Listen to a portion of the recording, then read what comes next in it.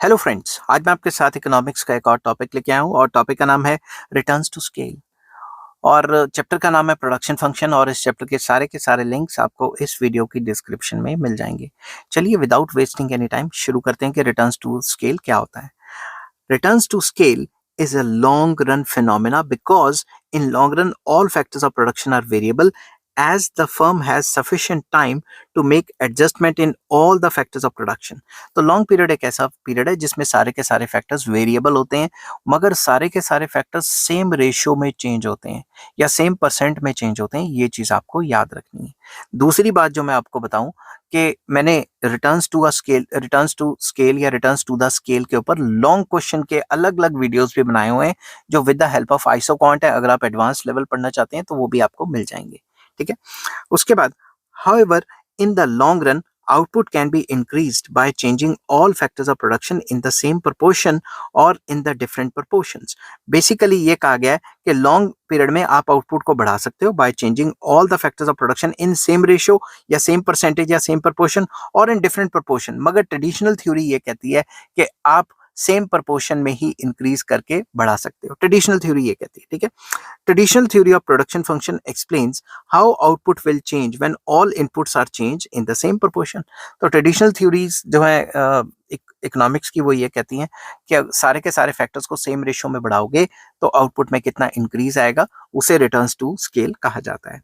When all inputs are changed simultaneously in the same ratio या same percentage, we call this as change in the scale of production। हम इसको scale of product change in scale of production कहते हैं इसको economics में।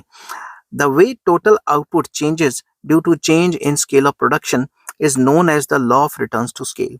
तो ये सारे के सारे स्केल ऑफ प्रोडक्शन को चेंज करने से या सारे के सारे फैक्टर्स को सेम रेशियो में चेंज करने से टोटल आउटपुट में जो भी फर्क आएगा उसे रिटर्न्स टू द स्केल कहा जाता है। ठीक है।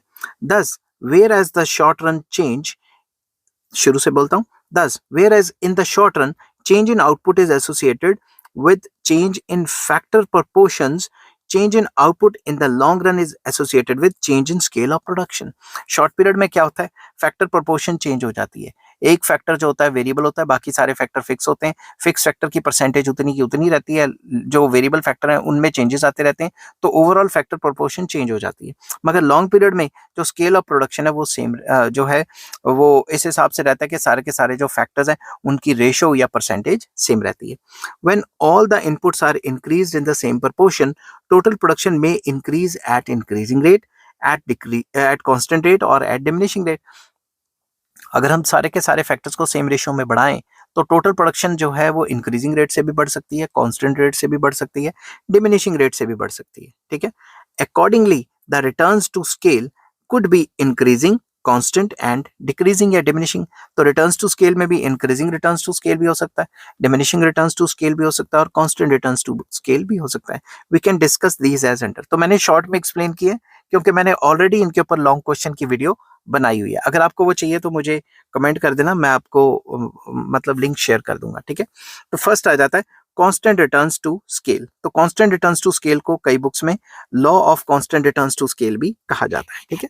तो इसमें क्या होता है, if increase in output is in same proportion as increase in quantity of all inputs, returns to scale are said to be constant. तो सिंपल वर्ड्स में अगर सारे के सारे फैक्टर सेम रेशियो में बढ़ाए जाएं तो जितने परसेंट में फैक्टर बढ़े उतने परसेंट में आउटपुट भी बढ़ जाए तो उसे हम कांस्टेंट रिटर्न्स टू स्केल कहते हैं।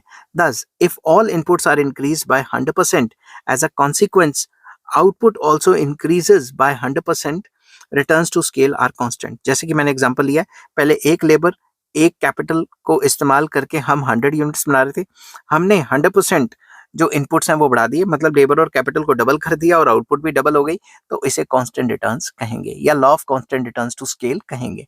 कांस्टेंट रिटर्न्स में वो कंफ्यूज हो जाते हैं बच्चे के ये रिटर्न्स टू अ फैक्टर है या रिटर्न्स टू स्केल है। यहाँ पे मैं स्पेसिफिकली बोल रहा हूँ कि returns to constant returns to scale कहेंगे इसको। ठीक है। नेक्स्ट आ जाता है इंक्रीजिंग रिटर्न्स टू स्केल। तो इसमें वही है भाई, हमने फैक्टर तो डबल कर लिए, आउटपुट डबल से भी ज्यादा हो गई। समझ की बात। Increasing returns to scale means that the increase in output is more than proportional to increase in inputs. हमने इनपुट्स की जितनी प्रोपोर्शन बढ़ाई, आउटपुट उससे भी ज्यादा प्रोपोर्शन में बढ़ गए। For example, if all inputs are increased by 100%, the output increases by 150%, the increasing returns to scale will operate. तो भाई इनपुट के बढ़ने से अगर हम सारे के सारे इनपुट्स को सेम रेशियो में बढ़ा रहे हैं और आउटपुट उससे भी ज्यादा हो रही है, अगर यहाँ 200 होता तो कांस्टेंट रिटर्न्स टू स्केल होते, 200 से भी ज्यादा हो गया तो इसे इंक्रीजिंग रिटर्न्स टू स्केल कहेंगे। डिमिनिशिंग इससे अपोजिट हो गया, या decreasing returns to scale. If output increases in a smaller proportion than the increase in inputs, there is decreasing returns to scale. Example, if inputs are increased by 100% but the output increases only by 50%, decreasing returns या diminishing returns takes place।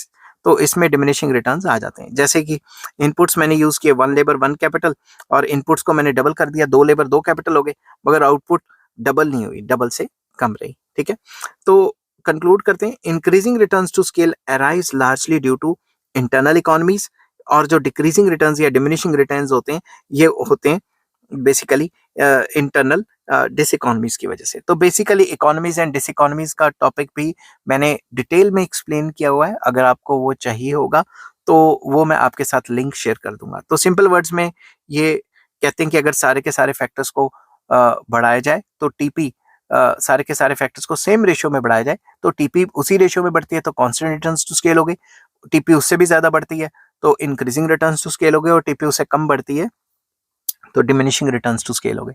तो long period में ये जो returns to scale है, इनके आने की वजह इकोनॉमीज एंड डिसइकोनॉमीज होती है, जिसके ऊपर मैंने अलग से वीडियो बनाई हुई है। ठीक है, आई होप ये वीडियो आपको पसंद आई होगी। अगर पसंद आती है तो please like share and subscribe. Take care, bye bye.